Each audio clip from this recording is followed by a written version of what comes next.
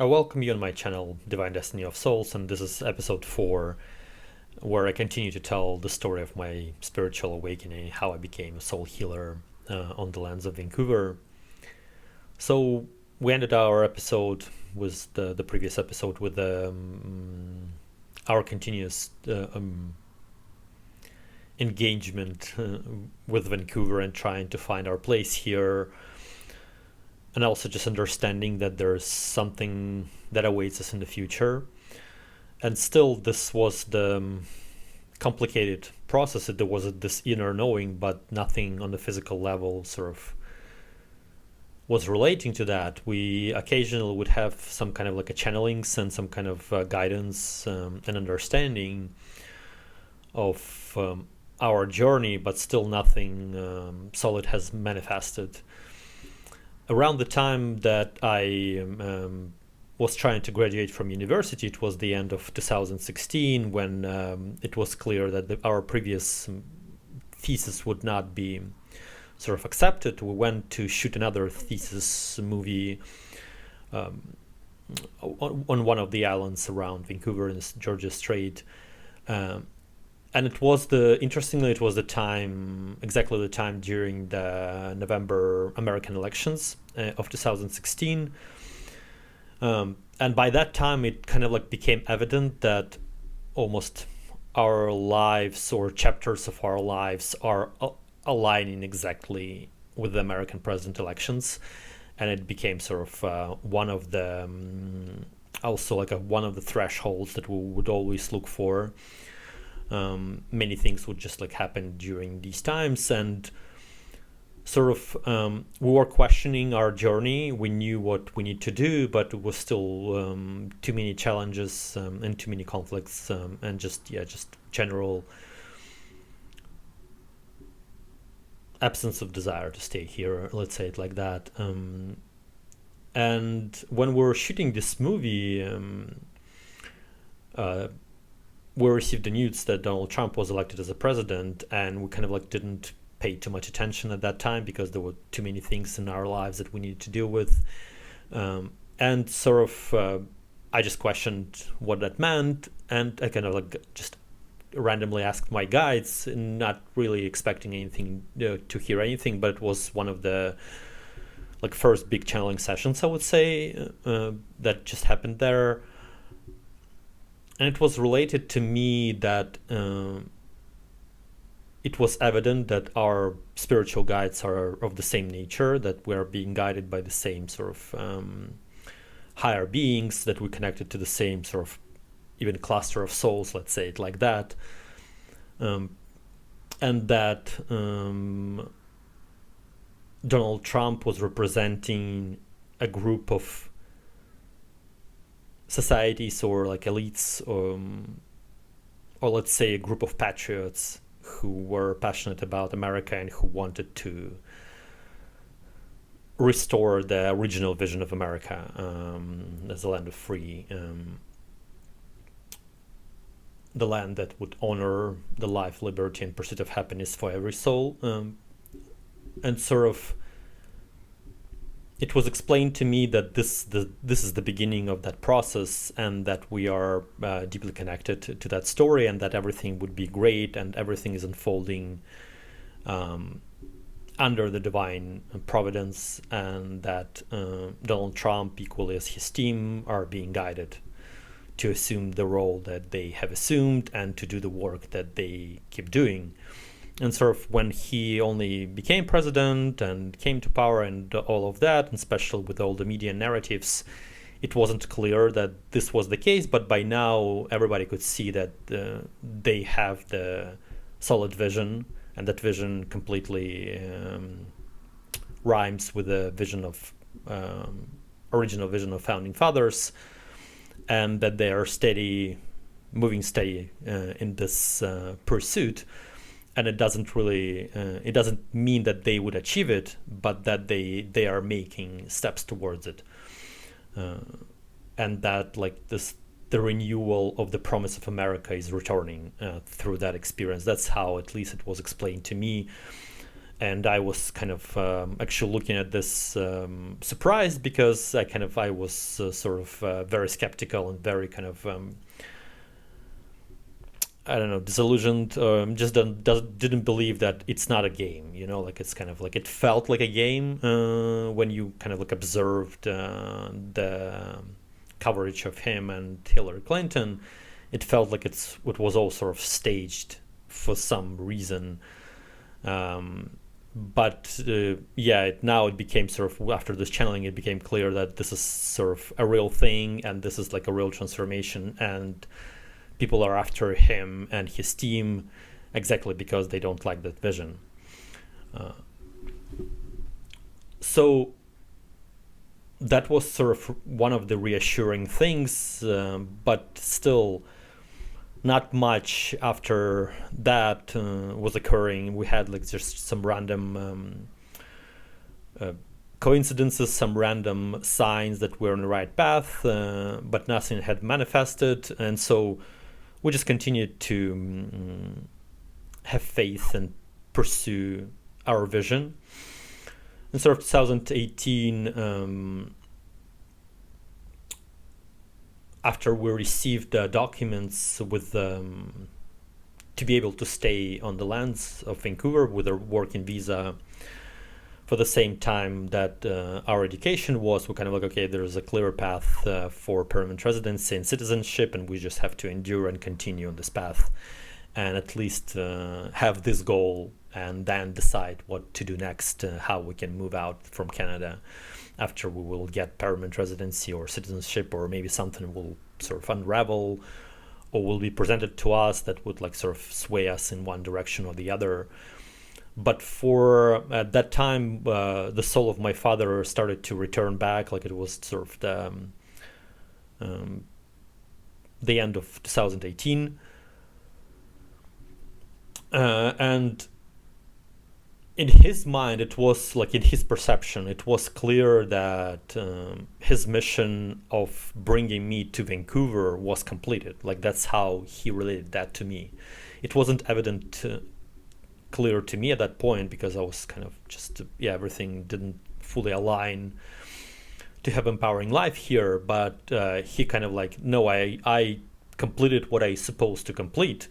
And now it became sort of very clear that the entire story was unfolding with that purpose, right? Like I wouldn't ever be able to come to Vancouver, let alone with Veronica, if my father didn't die the way that he died and at the time that he died. And so when he was like when we were like engaged in these conversations, he was like, look how it all unraveled, right? Like he sort of gave me the guidance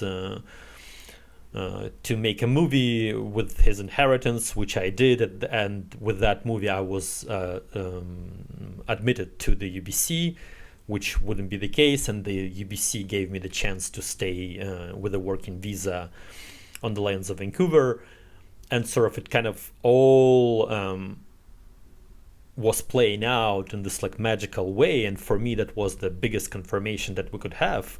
Even though the physical part was the big irritant for us, but like that entire thing, like looking back, how it was all leading to that moment to become sort of at least temporary residents who have rights for the permanent residency here.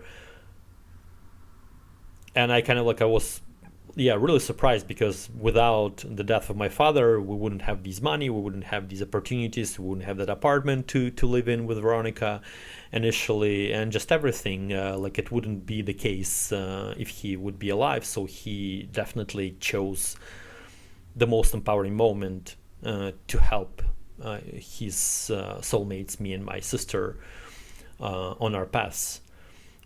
And so it kind of like, it was sort of very evident that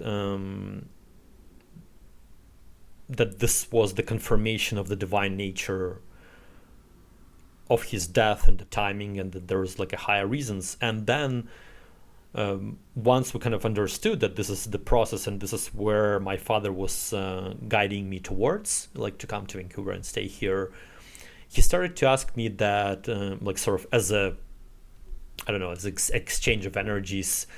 For this help, he kind of started to ask me if I can explain his death to him. And that was eventually I discovered that this was one of my main talents, and this is like the main essence of my practice that I do right now, is that I explain to the souls their tragic deaths, and in this way I heal spiritual ailments of people that they experience, because like any traumatic death in the previous life usually manifests in different anxieties or fears or strange unexplainable emotions in the following lives. And so if you sort of close that death in an empowering way and explain it to a soul, then a person lives a more fulfilling life. So this is the essence of my practice. But at that time I didn't know that, but it was clear that my father knew that this was my talent, because he kept insisting, even though I didn't know if I can sort of find the explanation. When my father died, I was experiencing different dreams and different visions of his death. I was I had like dreams where I was seeing his death from inside the car, but I also like seeing it almost like as a soul flying above that car crash scene, and seeing everything, like how police came, how it was sort of how the cars looked, everything, all the details, but just like sort of from the different vantage point. And I didn't know what that, I sort of considered that to maybe it's just my imagination at that time. But because I was seeing clear images and they were kind of repetitive and the same, I kind of at a certain point I understood that I was actually experiencing it as if his soul was sort of sharing that with me. And so when he returned in 2008, in the end of 2018, I was starting to see those images again. And when he kind of like started to ask me to discover the essence of his death, I was like, okay, I can try and see what I can do. I sort of basically did this ritual and set like a ceremony to connect with my guides, and had like a tarot spread and just like the small ritual to channel the guidance. And it was related to me that indeed my father died in the most empowering way that he could die.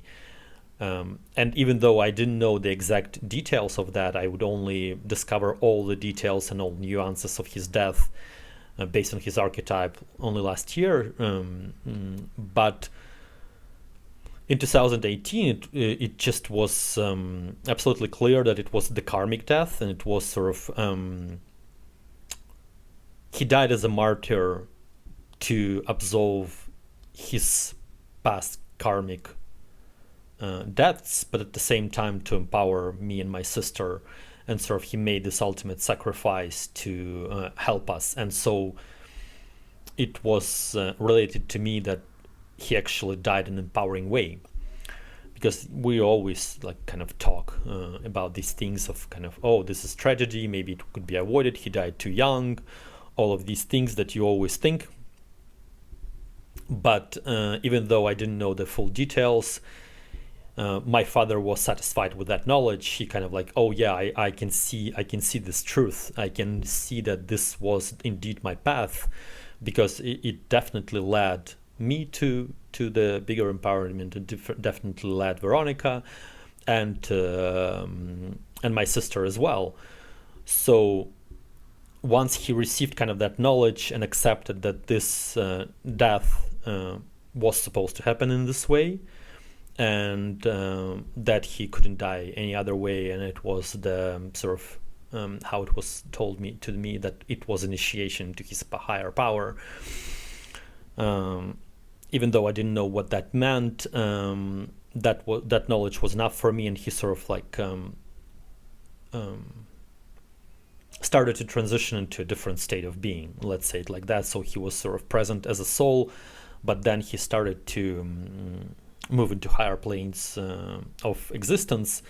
And even though he still comes to visit me, it's completely different conversation, because right now he's sort of like in like, let's say in heavens, right? Like, and before that he was sort of in between the states of existence, and sort of that knowledge empowered him to transition to that state.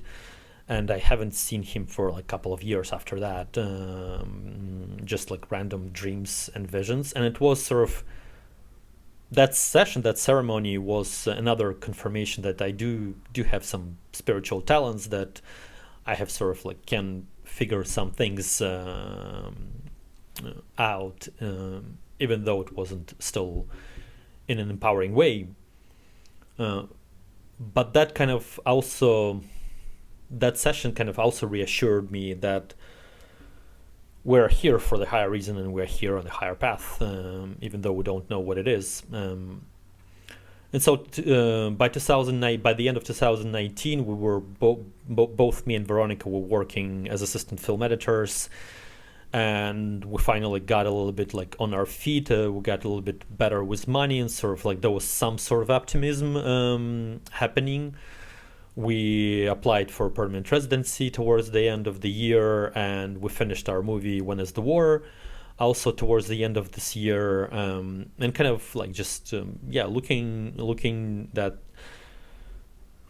things may be shaping up for us, and we will find our way out once we'll get sort of permanent residency and be like fully here. We won't need to stress out about documents, because we were continuously thinking that we just can't go back to Russia for various of reasons. And this is just not our path, but we kind of like, of course, we were worried that if nothing will work out here, there's no other place for us to go. And so, of course, there was a lot of stress on that issue. And then sort of we didn't know what was what's next for us, but then life interfered, and just in the most unusual way, as life always does. And so it was October 2019, and I was working in the building. It was the evening, and usually it's like nobody's sort of working. It's only second assistants are working in the evening, who like process dailies for the next day. And at that time I was working like kind of between the first assistant editor, who would work like during the day, and the second assistant editor, who would work during the night, like depending on the shift, depending on the projects. I would sort of like switch. Right now I mostly do the first assistant editor position. And so I'm staying in the evening, and I'm kind of like just going to get a water in like a communal kitchen in the office building. And then I ran into this guy. And so I have to sort of make a small caveat that we're kind of like entering to this very dense spiritual territory. So I would be trying to continue to tell my story as slowly as possible, but I might sort of like switch back and forth between like the different branches of the story and the events happening, just because it's like a so complex and dense.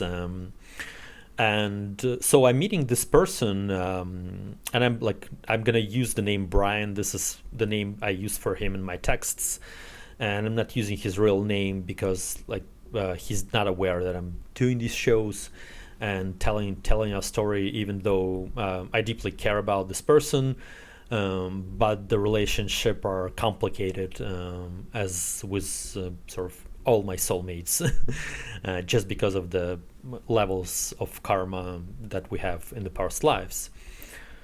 And so I'm meeting this guy Brian, and we just started chatting sort of who he is, and he presented himself as like being editor here, and he's preparing the project, and we just started chatting, and it was this kind of like a very free flow and very engaging conversation. We needed to continue to our work, but we couldn't sort of stop talking, and we kind of just talked about James Franco's latest movie and just about editing, and he was like completely passionate about the filmmaking. He told me a little bit about his story of becoming an editor, and he was like a little bit younger than me, and I also like was surprised by that, because most of the editors who I worked with, they were like in their 50s or 60s. And I was kind of like, okay, this is sort of impressive person, has an incredible knowledge of cinema, has like incredible understanding of film theory, just knows the craft of editing and filmmaking, and just like sort of very smart, intelligent, and interesting person. But there was also this kind of a deep soul connection, which I didn't like fully recognize at that moment, but I actually I did recognize his soul at that moment, but I just was so stressed out and was sort of detached, I would say, that I didn't fully recognized it. But looking back right now, it was definitely that case. It was just because I don't know the soul of Brian as extensively as I know Veronica, right? Like it wasn't that sort of immediate knowledge, but it was still that a connection that, oh, I almost I can relate to this person as to nobody else. And it was also one of the most friendliest conversations that I ever had in Canada. So for me, that was also oh my God, there are actually normal people here exist as well. So that was also inspiring, I would say. And I would just can return to my work and just kept thinking about this interaction and how it sort of felt empowering, and how I think it's an interesting person who I can sort of befriend or something like that. And Veronica was working as well as a second assistant in the same building, just on the second floor. And she started a bit later, and so she comes over to my office during her break, and we just started chatting, and I'm oh, there's this guy, the Brian guy, you have to meet him, he's an editor. And funny enough, Veronica was the second assistant on his show. And usually second assistants, they don't interact with the editors just because their schedules are not aligning. Editors work during the day and assistants working during the night. But I networking is a big thing, and you never meet anybody, so I think you should meet this editor, and especially that because he's the editor on your movie, so you would still meet him through email, so might have to interact with him anyway, so it's a good chance for you to meet him right now.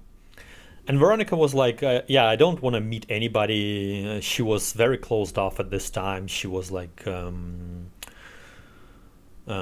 upset and sad about the reality of constant disrespect and bullying, and just she was closing off from people as much as possible after all these traumas, and she couldn't believe that the new connection sort of could help. And I continued to tell her that no, this guy is different, and it's he's not the rest of them, and he's just open and honest, and he's trying to sort of relate to you, and he's not that condescending or disrespectful, and also I kept insisting that eventually Veronica would become a first assistant editor, and she would have to talk to the editors, and why not, to establish this connection.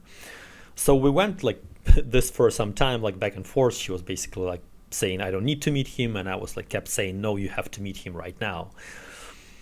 And so she eventually surrendered, and so she opens up the door into his room, introducing herself, and for the first time she's seen his eyes, she falls in love at first sight with him.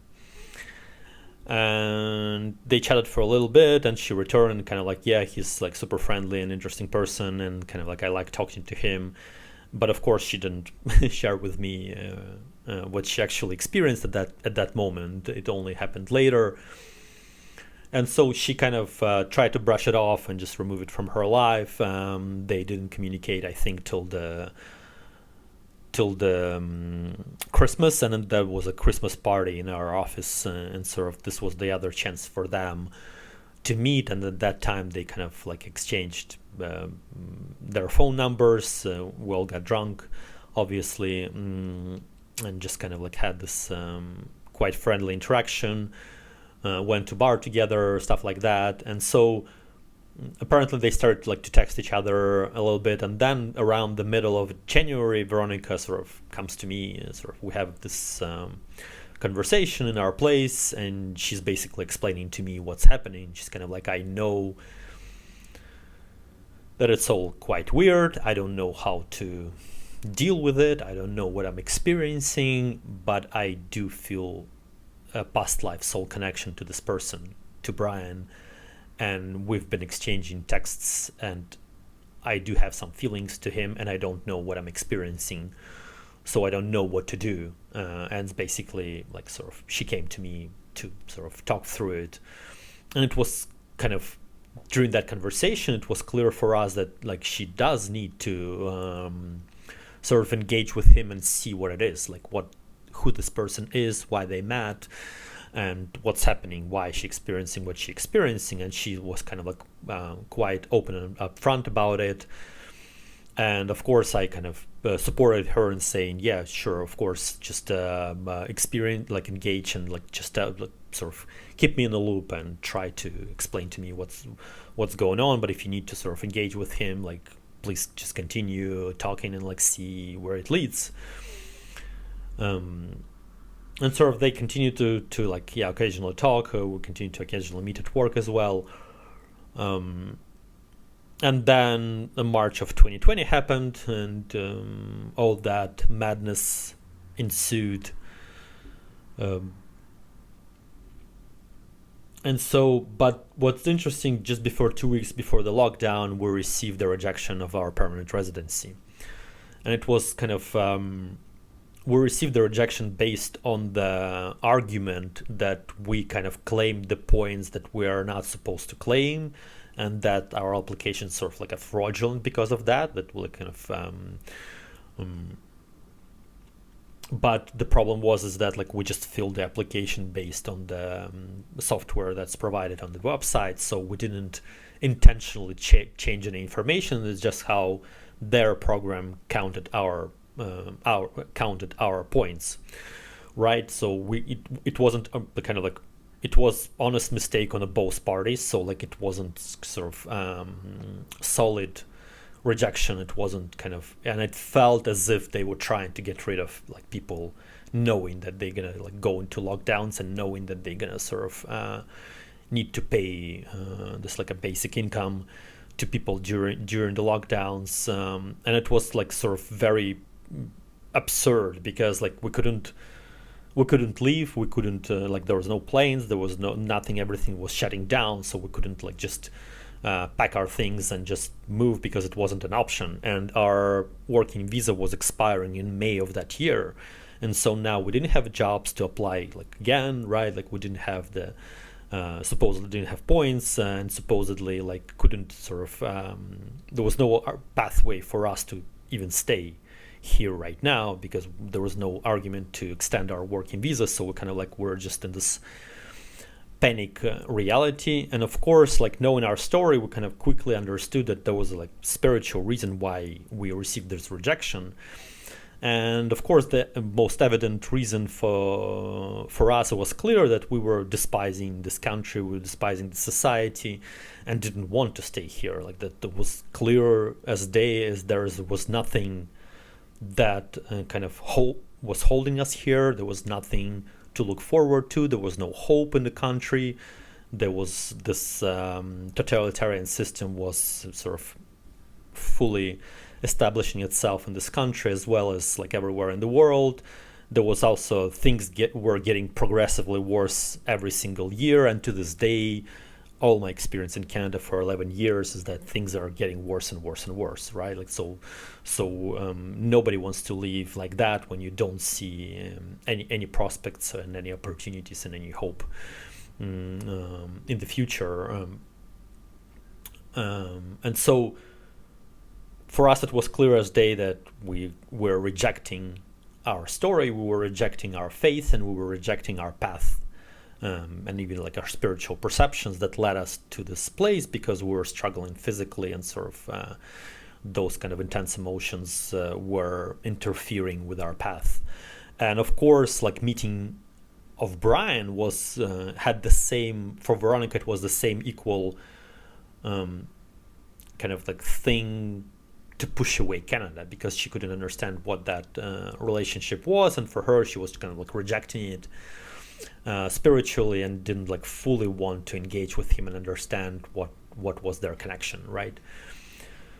And so we barely kind of figured out a way to reapply for permanent residency. Had our application in order based on the feedback that we received. we were able to extend our working visa based on the fact that we applied for permanent residency and we're waiting for a response. And so for the duration of that wait, we could sort of stay in Canada and continue working. And so the job's returning around the June of the same year, and we kind of sort of just continued on our path. But by that time, Veronica was kind of like going on the dates with Brian and sort of like spending time with him. And sort of by the middle of the July of 2020, she started to spend like nights with him, and sort of like she would spend maybe a couple of days a week with him, and then the rest of the week still living with me, and kind of just not understanding what to do. And since it's only started, I allowed her to explore this, but we sort of never thought about something like that happening. And of course, like, we're navigating and trying to understand how to approach this and what does it mean. And for her, it was kind of more about, at that point, it was more about kind of, oh, it's a temporary predicament, I'll learn what I need to learn through this person, or like, we'll do what we need to do and then I'll return back to my husband, sort of thing. It was never the case throughout our marriage, like, right, like, by that time we lived together for like 10 years, and we were never like wanted to sort of, we always were committed to each other. We never wanted to have like lovers or anything like that. We were like fine in exploration of the sex, how it was unfolding for us, that we're trying to sort of perceive it as more like connection of the souls, and try to like engage in a slower way of doing things, see what's beyond the physical pleasures and sex that was sort of developing at that time, a different understanding of the intimacy. And we also constantly believed that we would grow old together. Like, it was before meeting Brian, that was our perception, that like we would be always together and we'll stay together and we'll just grow old together, sort of. And we believed that we will like adopt children and we will have sort of family one day, once we'll sort of figure out where we would supposed to live. And we never talked actually about having our own children. We were always talking about adopting children. That was sort of felt the most empowering way for us.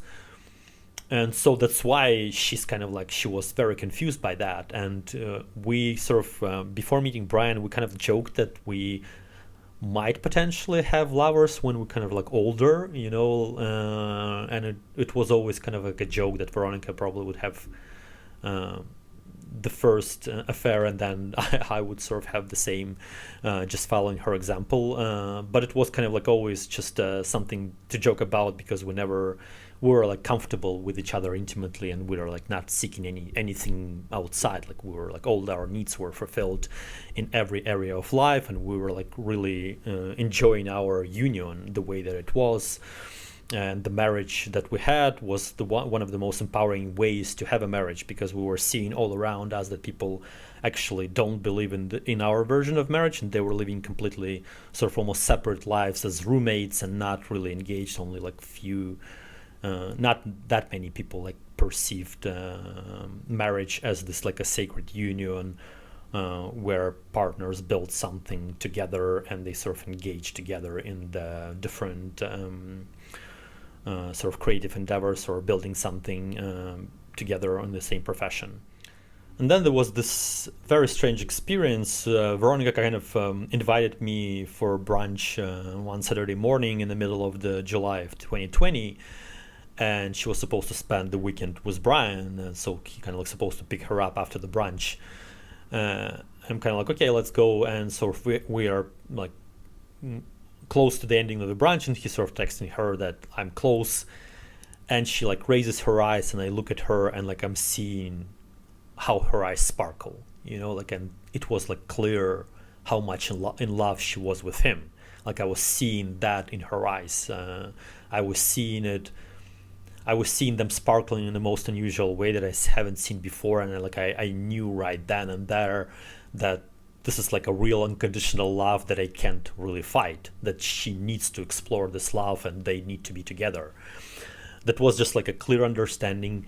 And I would say that like her eyes sparkle in the similar manner when she met me, but it was different kind of love, so the sparkles were different, right? Like, so because of all the stories, all the glories and tragedies that we experienced in past lives, we had one kind of like a frequency of love, but she has a completely different story with Brian's soul, so that's why the love for him was it like intensity is very always hard to like sort of put the label of the intensity of love, but I saw that it was a real unconditional love, and that there is no point of fighting it, and that there is no point of denying it. And I returned back from that brunch, and I'm kind of like spent this evening basically sort of letting her go, or sort of reconciling, and kind of crying my tears a little bit, but then kind of have this complete peace as well, that I just need to accept this. This is the truth, and this is their truth, and they need to experience this for some reason, and it's time for us to sort of take our different paths. And I have to say that like she didn't have that awareness at all. Like she kind of like for the obvious reasons, because of the guilt, because of the complexities of our story, she was denying this love because she was kind of like feeling guilty to me and didn't want to break a marriage, and felt empowered in our union and didn't want to end things if nothing would work out with Brian, right? Like that was sort of the idea. And at the same time, Brian was also kind of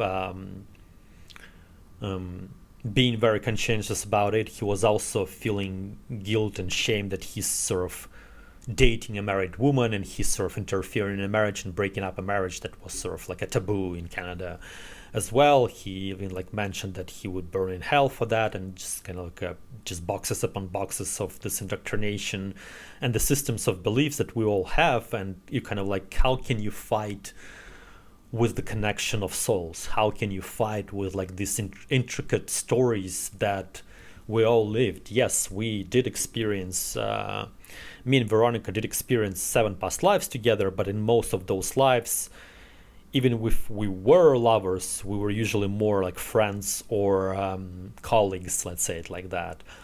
We're most like buddies, let's say, rather than she had 4 previous lives with Brian, and in 3 of them they had very strong and empowering romantic relationship. This kind of perceptions that we have, like on these things, on the marriage, on the connections, on the people, it's all kind of rooted in, of course, in Christianity, and that's just like translated to all of us, and we can continue to live in this like a slave mentality where we don't understand that yes, there's like an ego that's being hurt. Like, of course I was hurt, right? Of course I was going through the grief, and the grief, when there's like a separation happens between lovers or partners, there was like a many levels of grief. Not only that you sort of understand that now you'll be alone, and you kind of almost, that there is an element of almost like losing this person, right? Like not being dead, but still kind of not having them in your life. And then you're also grieving for your past sort of iteration of your past self that's not longer can exist. And then you're also grieving for the future, both for the future of how you thought that you would be, and then also the future of your shared union, right? Like, so there is like levels of that grief that you need to go through and integrate every single grief associated with that. It's not only just that kind of like a losing a partner thing. So I was going through all these elements, and of course, like knowing how to integrate grief, I'm kind of like started to intentionally work with sort of with acceptance and forgiveness, right? Like this was, for me, it was clear that like it's not there. There's nobody to blame in here, right? Like there was a clear, evident presence of unconditional love. So how can you sort of first fight that love, but at the same time, how you kind of say that somebody's responsible, because it's like Veronica just followed her heart, and during our marriage, that was always our main sort of thing that we told each other while we're in a marriage, that like we sort of check each other that we always live in truth, that we don't lie to each other, and that we follow the truth of our heart. And by sort of pursuing Brian, by going into that relationship, she was just following her heart. There was nothing like sort of logical or reasonable. Of course, she was seeing that he's kind of had like from here, so he had sort of more well off, as me, sort of may have potential to sort of on a physical level provide for her needs more than I would, but it wasn't like the main thing that she was thinking about at all. It was always that kind of like a sparkle in her eyes that sort of drove her decisions, and she was this passionate artist who just like followed her heart. But all these complex emotions of how to leave me in an empowering way, and also like not to abandon or betray our union and continue to sort of engage. She was just conflicted, even though I started this process of acceptance. She was not in that place at all. And so from that moment on, she started to sort of like live in this way of kind of spending 2 days here, 2 days there, or like spending a week here, and then like spending a couple of days with him. And what was the most bizarre in that situation is that she would come after, say, a couple of days with him, and she would be like completely excited and like saying, oh yes, you're right, I'll probably need to explore this relationship. There is like something going on. I don't know what it is, but like it's more than just like sort of random lover, and it's not a temporary predicament. And then she would come after a next visit, and she would be like completely in a different mood. She was kind of like, he's an asshole, he's like abusing me, he's manipulating me, he's like trying to exploit my vulnerabilities with my language, with everything that I am, and kind of just using me. And I don't want to be with him, I want to stay with you, I want to get rid of him, sort of thing, right? Like, and that sort of kept sort of changing, going back and forth. And I'm kind of like, okay, she will sort of find a way that it would be sort of middle ground, but I couldn't understand how it could be so drastically different, right? Like how it was almost like opposite. 1 week it would be one thing, and the other one on next week it would be completely different, and it was constant. It was just week after week I was like just thinking that I'm losing my mind, because it wasn't just I couldn't understand. There was nothing rational, even like truthful in that, because it couldn't be that these extremes could coexist in this way, that she can't make her decision, right? So and once I accepted that grief and kind of accepted that our relationship is over, definitely over, I started to think, okay, I'm kind of like I'm not in a moment of dating. I don't want to like engage with another woman. I will just like dedicate the following like months to myself and see how it would lead. I'll use this time to sort of fully process our separation. I'll use this time to help her navigate the story. And so I started to think how I can sort of use this time, because it was clear for me that our romantic story has run its course, that she needs to explore the story with Brian, whatever it would be, that they need to be together, and that I would like right now use this time, that like making plans for the next half a year of just trying to finish my projects, kind of reconcile with the story, accept that there's a new path for us, and that somehow this is just where life leads us, and there's some empowerment in that as well. And I thought that like I will help Veronica during this time to sort of navigate her relationship, because she was clearly fighting both her feelings and the physical parts of the story. And I was not in a place where I was like thinking about dating at all, and I was kind of like it's not something that I was like interested about. I was kind of like filled at that time intimately. We're still sort of continued to live together and sleep together, even though it was this kind of like a confusing time for all of us. And so, but yeah, I was determined to sort of show Veronica that I'm exiting this relationship, like at least emotionally and mentally. Even though like I'm okay with us living together, I know that we need to start like sort of planning to separate, and that she needs to go there and she needs to see where the story with Brian would lead her. And I was like completely convinced that I would dedicate this time just for myself and trying to sort of bring everything in order, what could be brought to order, and just like understand myself better. And then it was kind of all of a sudden, it just also came to me that it seems that the story has past life connection, and we never sort of explored past lives. We never sort of did any regressions and or anything like that, and I was curious to understand what it is. And interestingly, we kind of tried to avoid going into regressions with Veronica, because since the moment that we started to live together in Russia, we started to see the dreams from the previous life together.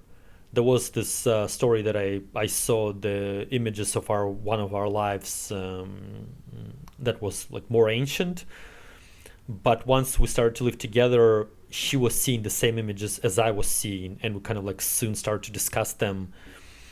That we see the same scenes just from the opposite sides, and soon enough we understood that we were seeing Germans wearing German uniform, and so we kind of like joked that, oh, we were like Nazis who killed Jews, so what's the point of going into like discovering past lives? We'll find something like that, and we don't want to discover something like that. That was our joke, because what we were seeing is that I was a woman in that life and she was a man, and we both saw how we met in that life for the first time, and we both saw how Veronica, being a man in that life, invited me as a woman to dance, and we danced, and then our romance started in that life.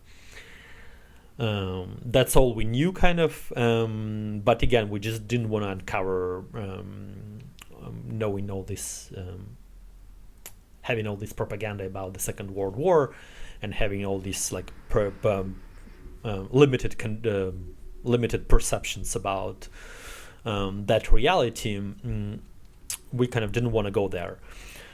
But yeah, by the end of July, it became evident to me that this is something that I need to do, and something that I just want to explore for myself. Basically, that was my main intention. I wanted to understand our dynamic, but it wasn't the main reason.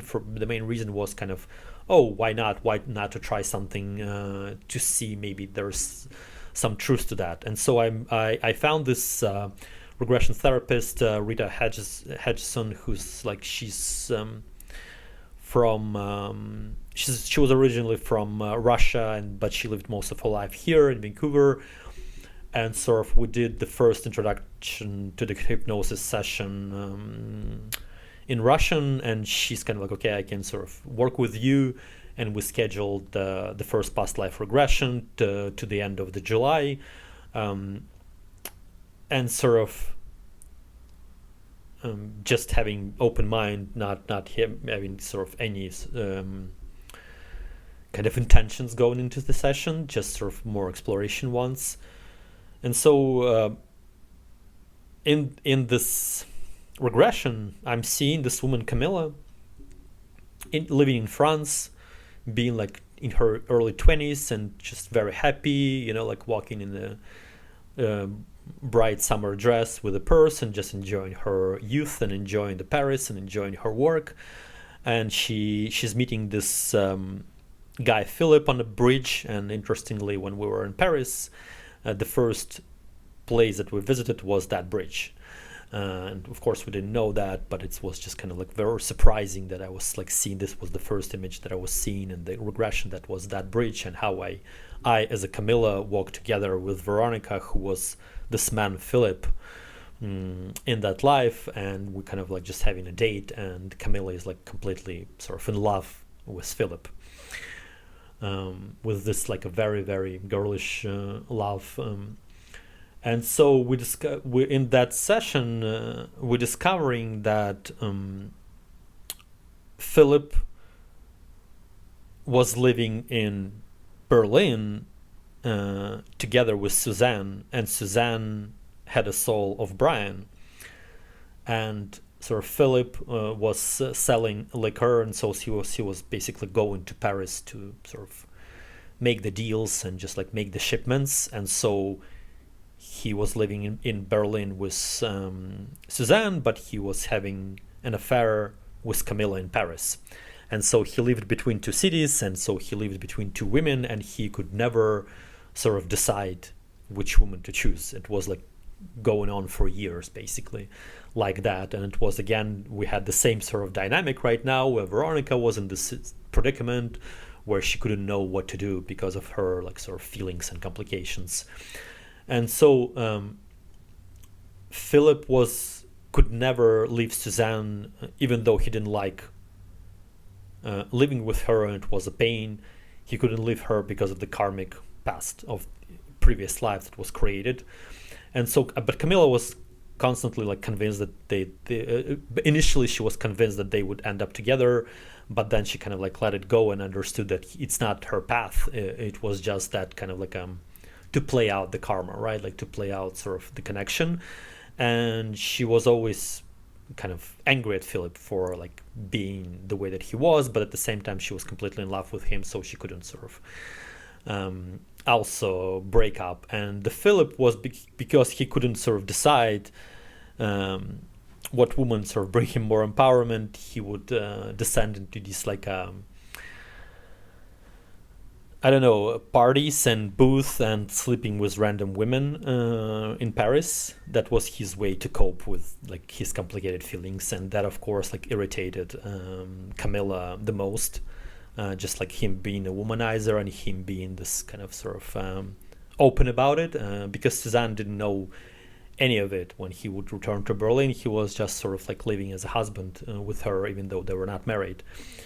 And so this was the dynamic that I saw. And then I also saw that Camilla was working for Wehrmacht intelligence, and she was basically a spy for Germans, but just stationed in Paris and like doing this like a research work, which kind of like freaked me out, surprised me, and like pushed me away, of course. And then of course we visited her death, and she died from the gunshot wounds. One was in her right shoulder and one was in her head. And sort of she stayed alive for 9 hours with her basically just couldn't move. Like the bullet in the brain kind of impeded her from walking, so she was just lying on the ground, but she still didn't die for that time, for this amount of hours. And so it was kind of like a traumatic. And the thing is that with the regressions, why the majority of people have the same experiences, that they would go into regressions and then they sort of like freak out and they would never return. Because the problem with regressions is that you know that they're true because you're not just seeing random images, you're feeling the feelings of that person. You're feeling how the bullet felt, you're feeling how the heartbreak feels. So that's why you know that these are real things, because again, it's impossible to keep the feelings, to experience the feelings as if it was happening to me. Everything that I was like seeing from the perception of Camilla, I was sort of seeing as I was like experiencing the emotions and everything that's associated with that. And that kind of like takes you aback, because you understand that it's real, and you understand that you need to figure out what actually occurred there, and you couldn't like just do it in one session. But then of course you have to deal with your own life. And I was taken aback, because there were so many perplexities and conflicting emotions happening between me and Veronica at that time, and just like this work related stuff and the COVID stuff and all this nonsense, and just like the usurpation of power, and of course the violence that was staged in the United States was also like kind of like a big thing, because you were clearly seeing that there's like civil war is unraveling, right? Like this kind of understanding. So all of that kind of took you aback, and I'm thinking why I'm doing these regressions. They just don't. I didn't want to continue basically these regressions because of how intense these feelings that I experienced from Camilla felt inside of me. So I continued to navigate my reality and basically trying to understand how we can proceed with that, with the acceptance. I told Veronica my perception that she needs to pursue the relationship with Brian. We spent many evenings just trying to talk through her emotions, just trying to navigate what she was experiencing and how she should sort of proceed with that. But she sort of couldn't make such a significant decision of like fully leaving me because, again, of everything that we built together and everything that we could potentially build. And it wasn't that clear that like she could have the relationship with Brian because of all these kind of like perturbations. I don't know how to even like say it, turbulence, and that she kind of like, it was clear to her that he doesn't have the same view on partnership or marriage as me and Veronica has. So like there is no point of even having the relationships. She wasn't seeing any empowerment and like living as roommates and like trying to compete with each other, how like most of the people lived here in marriage. It wasn't her thing at all. And so, but also like she knew that Brian doesn't accept certain parts of her perceptions, her spiritual beliefs, her views on the Second World War, many of these things that kind of that go against the cult of Canada, let's say it like that, that sort of go against the big brother of this country. And that was like one of the main things that we see here over and over again, is that like people are ready to sacrifice love and forgiveness and empowerment and compassion, kindness, all these feelings just to sort of support Canada and just like to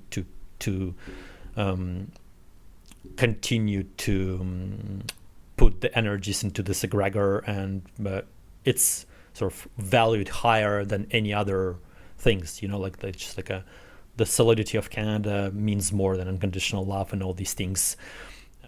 For Veronica, it wasn't like a clear decision, even though I kept sort of like telling her that this is the case. And after seeing the regression, I was kind of trying to also share with her, but she just doesn't have the capacity to sort of process it.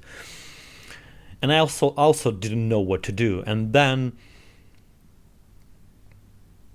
there was this also a very interesting image that I saw in the regression. It was kind of in the beginning of the session, there was this kind of like a image where Camilla was working in a hospital when she was 18 years old and basically tending to the wounds of soldiers who returned from the First World War.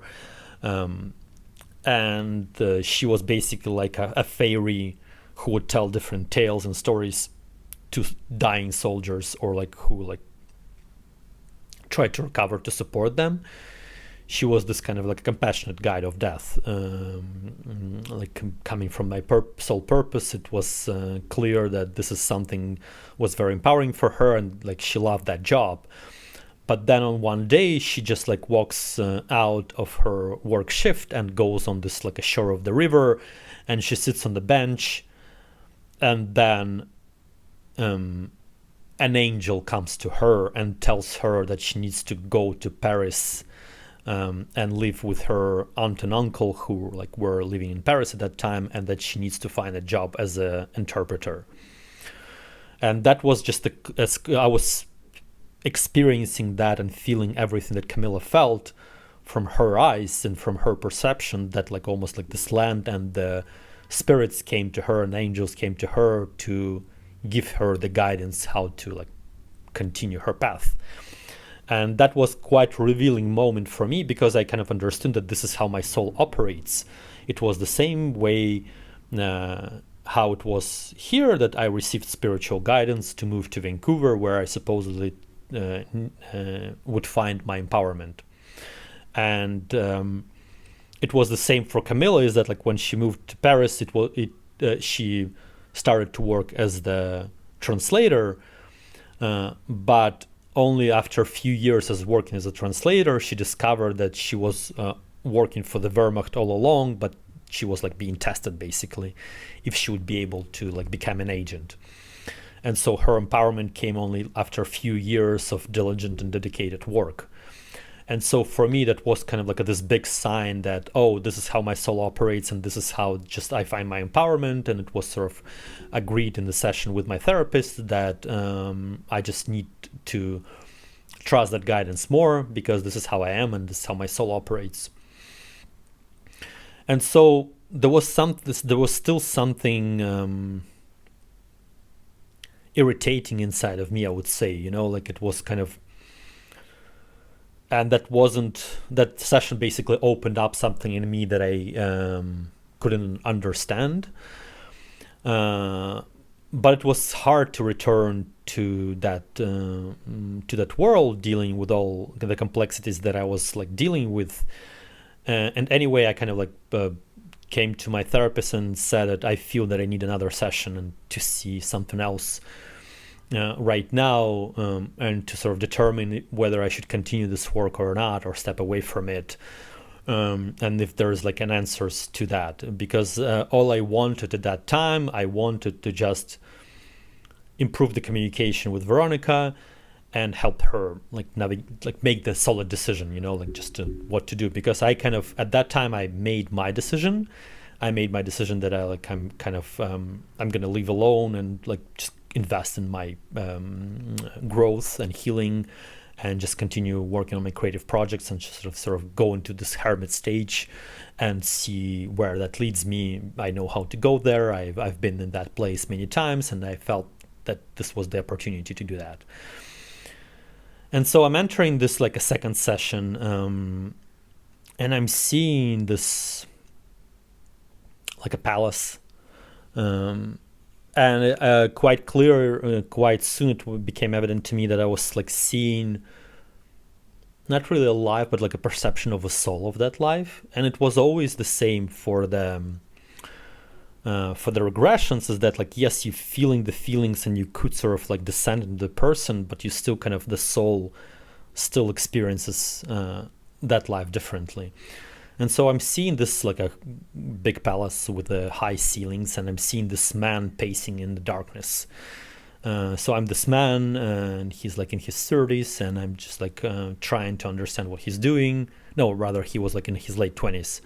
And he's just pacing around. And then once he sort of gathered his thoughts, he sits down at the table and he starts to write with a quill and ink, like on a parchment paper, just this like some kind of like a statement, some kind of like a text.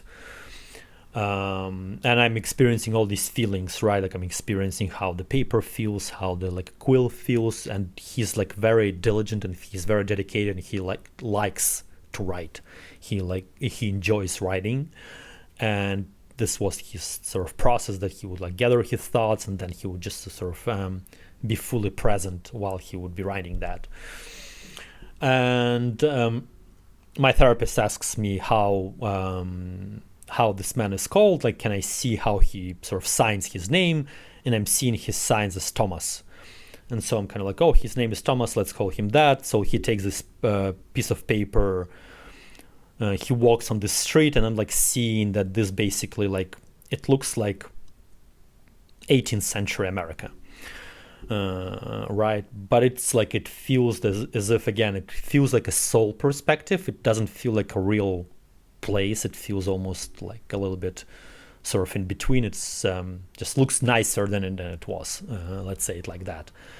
And so this Thomas guy brings his parchment to his friends, and there's like a group of friends, and they all read it, and they all kind of like salute him and saying like, oh, you did a great job. And my therapist asks, can I see the date? And I see this calendar, and it says May 1771. And sort of I kind of we continue the session.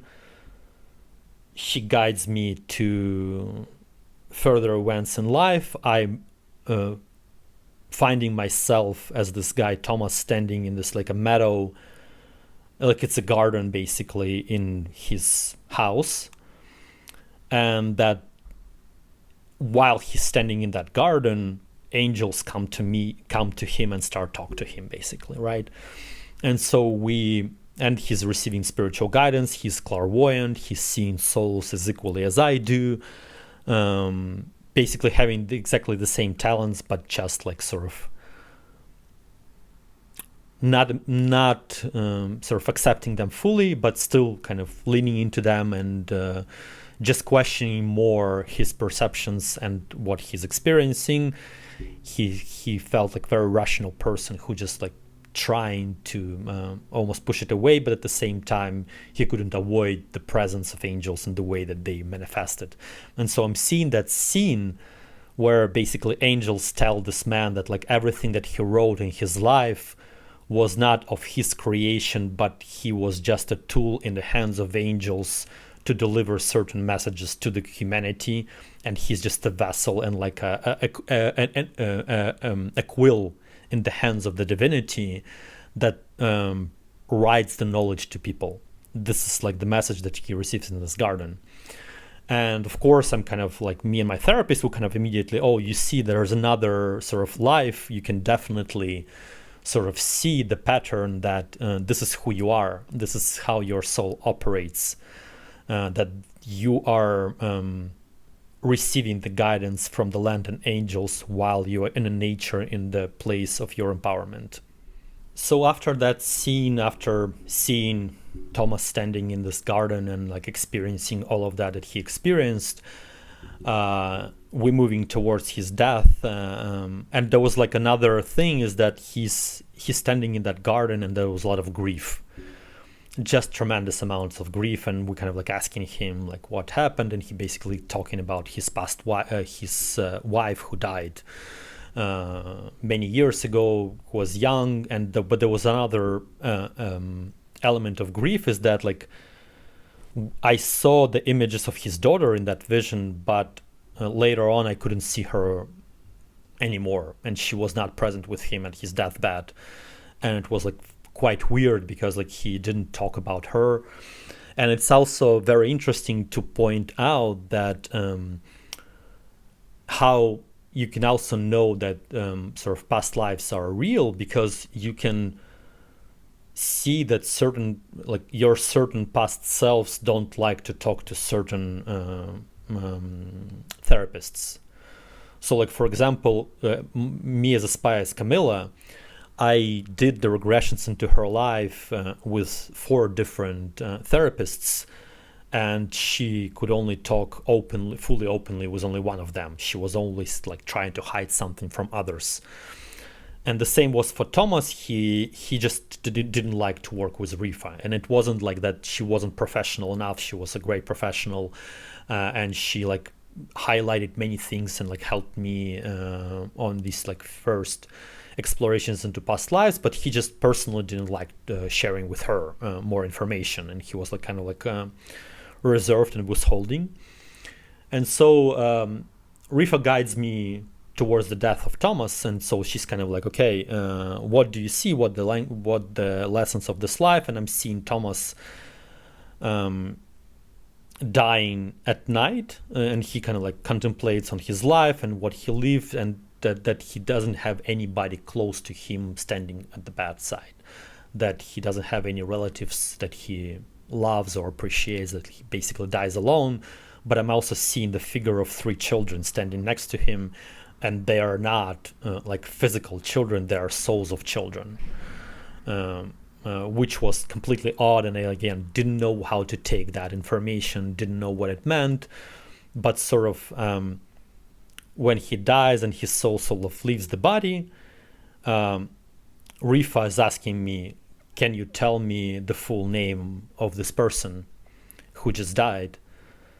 And I'm seeing this like basically a bedroom, looks like some kind of like a Versailles, or some that kind of like this Russian museum buildings of 18th century with like a big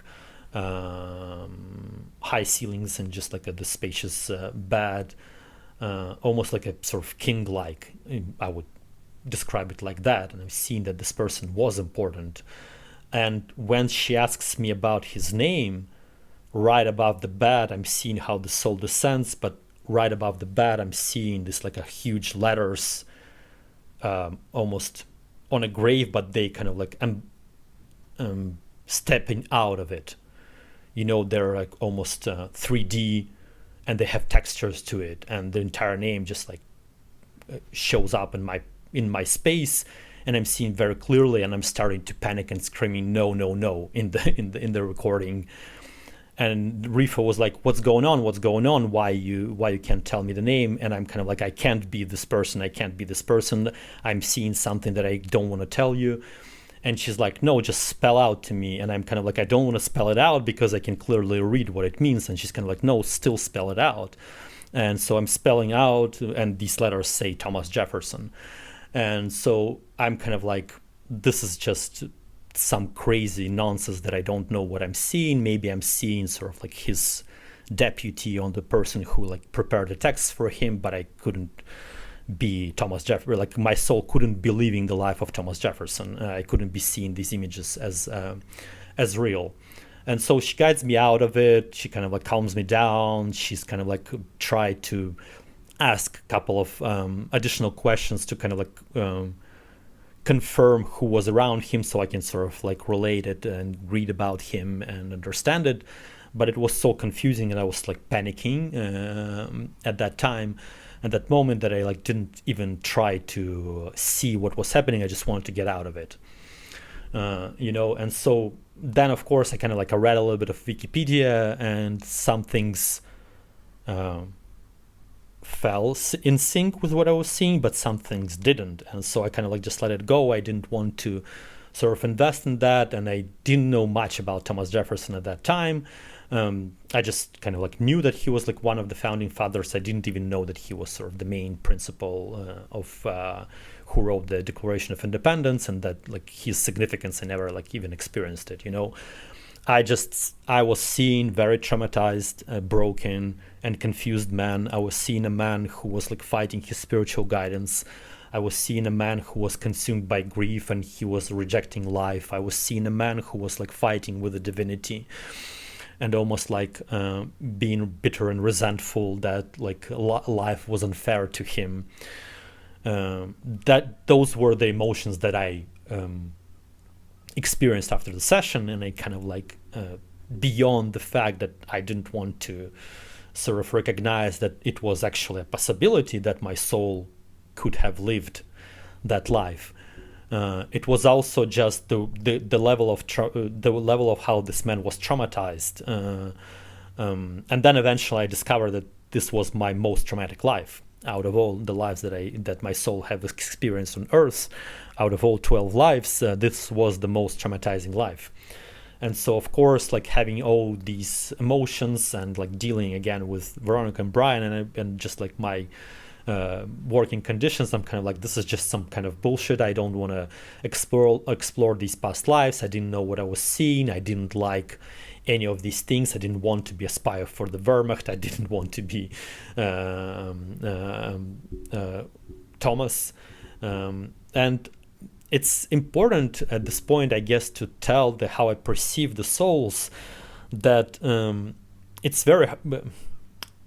It would be inaccurate to say that I was all these people in the past, but there are elements of them in me. So if you sort of reject them, you reject part of your essence, because they are sort of like a different facet of you that manifests in this like a different form, right?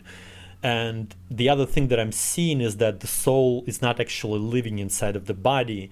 It's more so souls live in the spiritual plane and bodies live in a physical plane, and they are sort of connected by this spiritual umbilical cord, if it makes sense. And souls sometimes do fully descend into the body and experiencing the life from the body.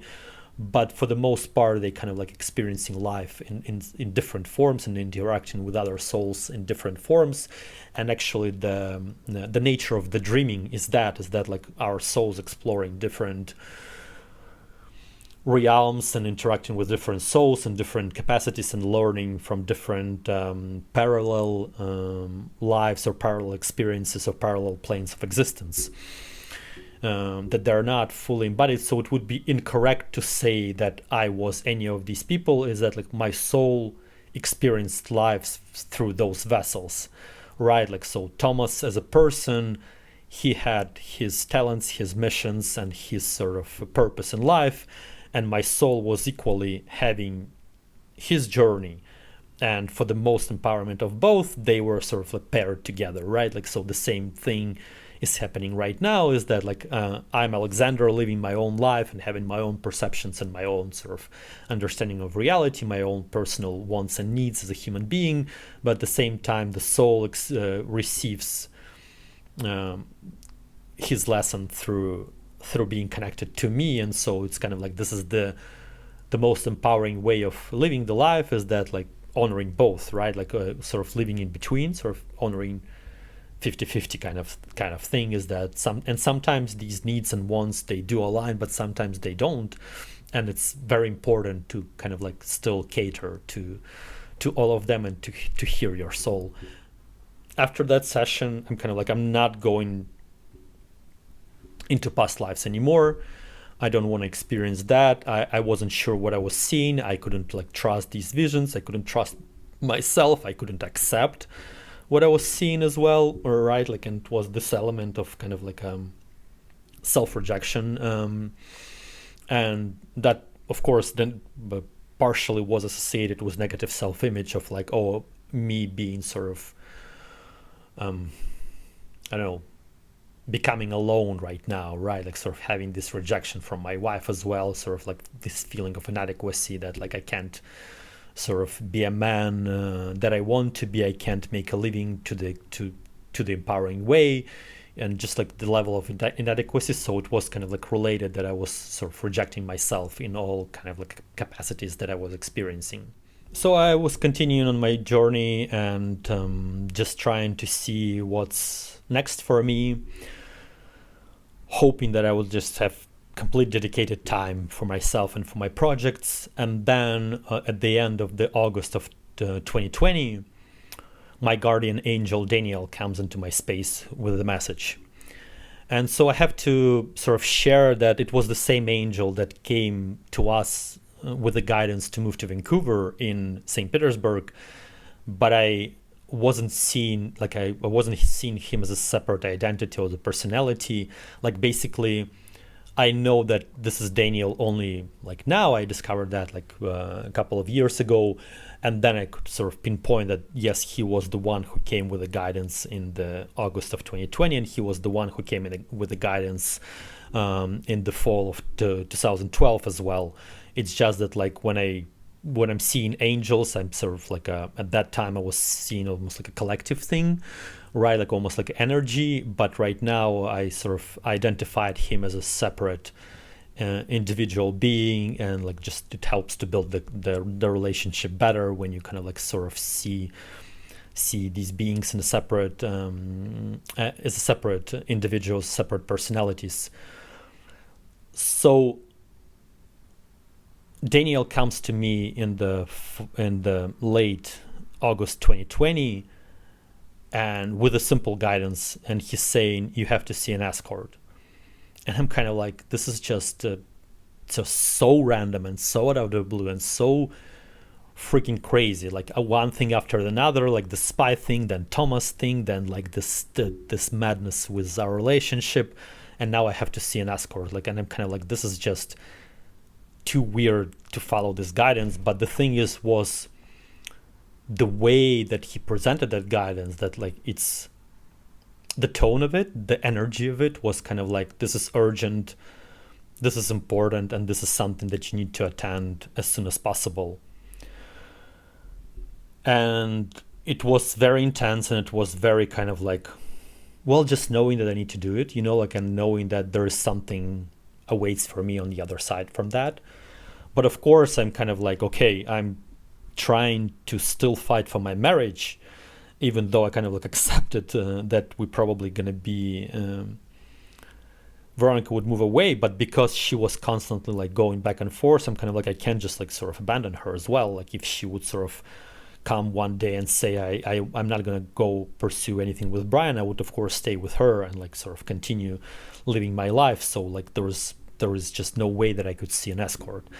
And it just wouldn't like make sense, and I wouldn't be able to explain to Veronica like what am I doing and what's going on, and I kind of like just brush it off. Didn't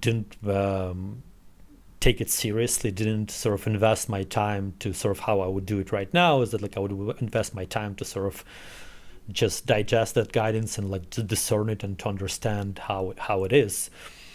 And sort of I kind of like brush it off and just continued to live my life. But that thought just like was planted in my head, and I was kind of like kept thinking about it, and I kept hearing Daniel saying the same things occasionally.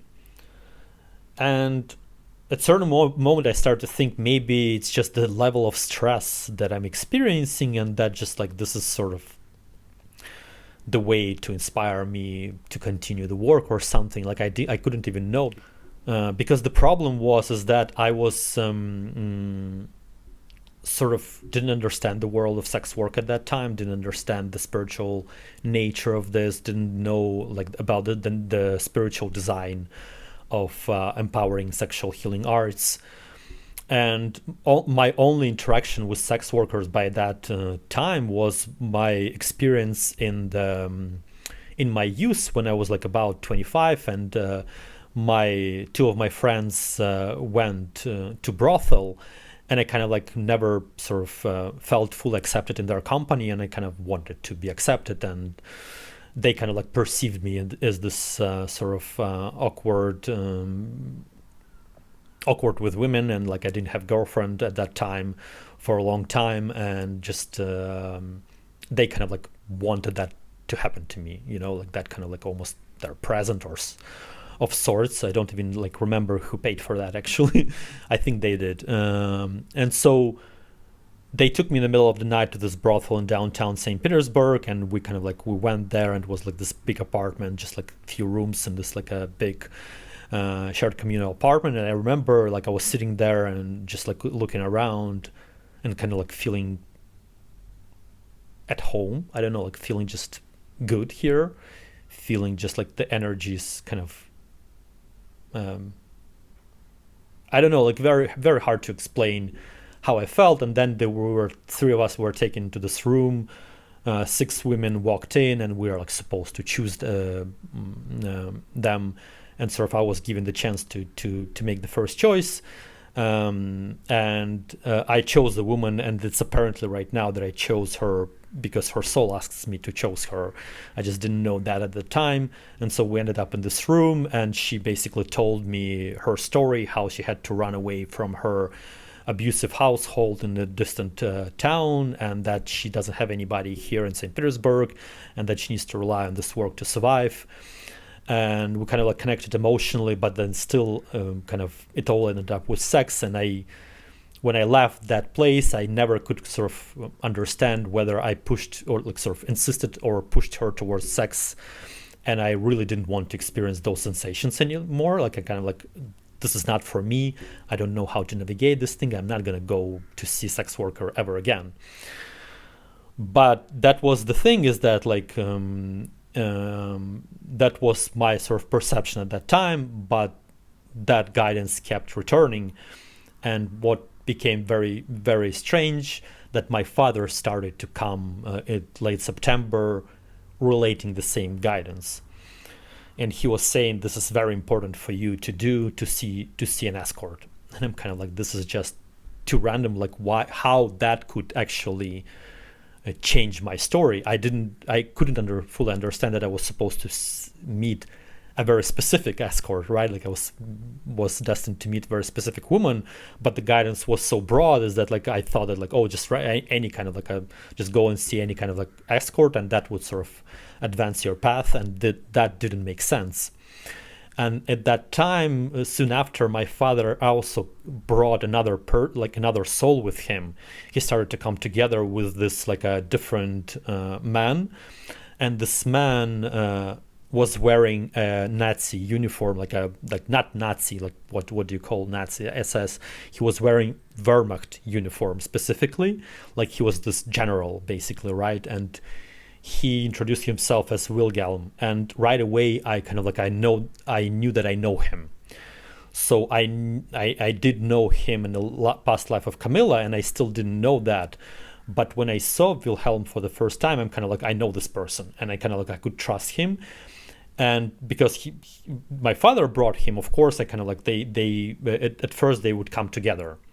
And it looked like as if like my father's soul was his deputy, almost like, right, like he was an older soul, more advanced soul, and he was clearly that he was already a spiritual guide, not just like my father who was in transition. He was already a spiritual guide who was assigned to me, and because we had this past life connection, I could recognize him.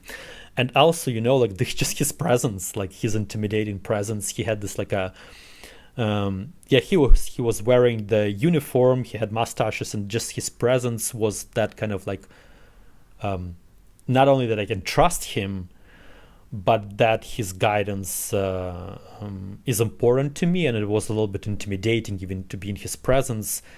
And so I actually really liked spending time with him, and then we started to build a connection. And day after day he kept telling me, you have to see an escort. And sort of like this is where I was in the fall of 2020, and this is the end of the episode 4 of our story, and I will continue my story in the following episodes, and I hope to see you there.